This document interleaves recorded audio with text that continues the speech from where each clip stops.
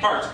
And $156 fine. So I said, I'm in the East End, I got like 4 or 5 hours. Some of you actually replied to this for me. Where's a coffee shop with wireless? And people jumped in. Here, here, here, here. I went to a place, they were great. And I said, so when people now suggest this, it changes.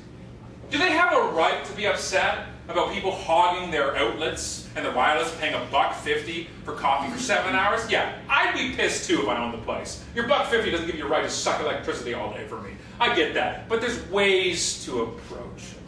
There's ways to handle it. Also, we were talking about this before, Birthday Girl and I were talking about this before, that this was also an opportunity for other coffee shops in the area. We searched the map, there's like 9 coffee places within 4 blocks. It's like they're the only place in town. If I ran another coffee shop, I would have written to April and said, you are welcome here anytime. We just put a post-it note over an outlet with your name on it. That's what I would have done if I ran a coffee shop down here. That's using social media. That to me makes sense. So there's conversations happening all the time. You choose. But look back here for a second. Look how quick this happened. April tweets at 10:44 in the morning. Justin at 10:46 sends it to them. They don't see it till 4:12. She replies at 5. What a great afternoon for Dark Horse Coffee. How was that? They could have changed this. Again, do they have a right? Sure, but come on, we got to approach that better. Everything is immediate now. Everybody is relevant. That's what social media to me has changed the most. It's changed the game. Nobody has more than 140 characters on Twitter, except Chuck Norris. Everybody else has 140 characters, right? That's it. 140 characters. I'm relevant, you're relevant, we all got something to say. And if we have a beef with something, it becomes more relevant because people pass it around. Understand this point. Everything is happening now. And again, it doesn't matter if you or your client likes Twitter or social media. It doesn't matter. It's irrelevant. It's going on anyways. So it doesn't matter out there. As an example, this is last year. This is a site called the Retweetist. You can actually see how many the top people retweeted for that day. Okay? It's up and down when it works, but at this time it was last year sometime. Here's Mashable, Guy Kawasaki. Always get the big, there's a couple Twitter things. There's me. That day was retweeted 162 times. Just below me is Obama.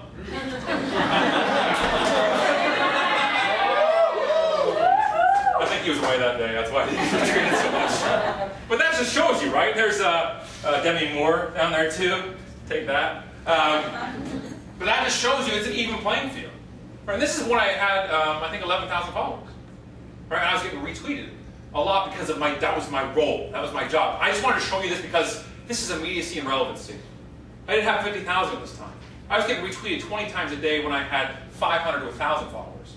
When I actually did it once in a while back in the old days. And I realized that was the point. You can do it. You can build. You just got to dedicate yourself to doing it.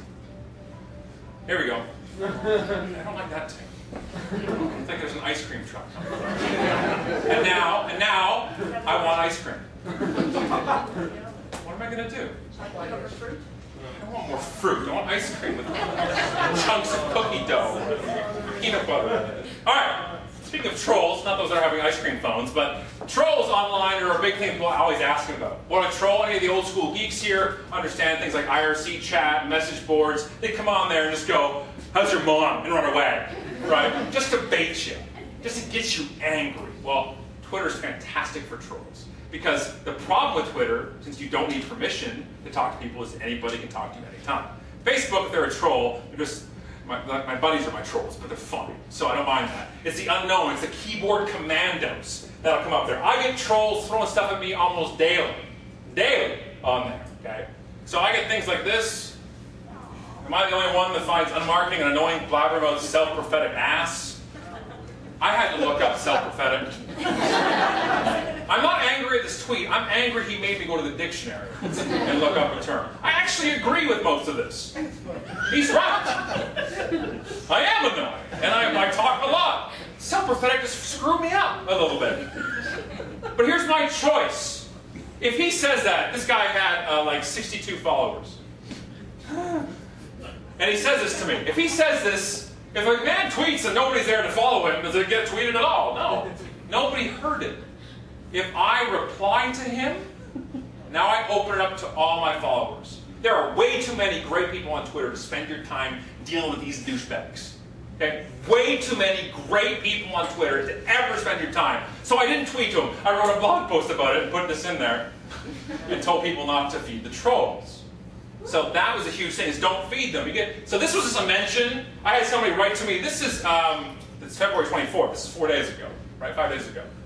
Maybe you should drop the "un" from your name and start marketing. For some reason I find your tweets boring and without substance. So I crafted my reply, something like, I find your mom boring without substance, or something like that. Just because I was angry, right? I'm like, dude, and I was in the middle of I was helping like 7 different people on Twitter.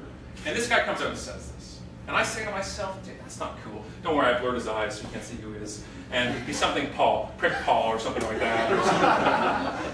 Lonely Paul, or whatever.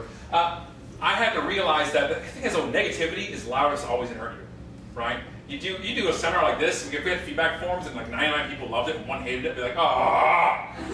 And you look at that, right? You look at the one, 100 people can say, you look great today. One person goes, what's wrong with your hair? You're screwed for a week, right? That's it. Or somebody insults your shoes, everybody loves them, one, you throw away the shoes. We listen to the loud negative voices. And I'm here to tell you that they don't mean anything. Anytime somebody does this, it's their own problem. It's none of my damn business what somebody else thinks of me. And it's none of your business what somebody else thinks of you, right? Yes?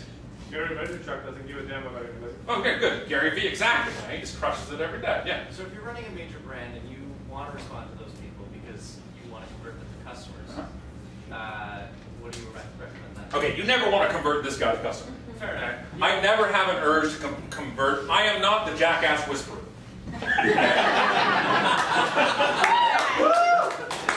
My job is not to help and rehabilitate jackasses. It's okay.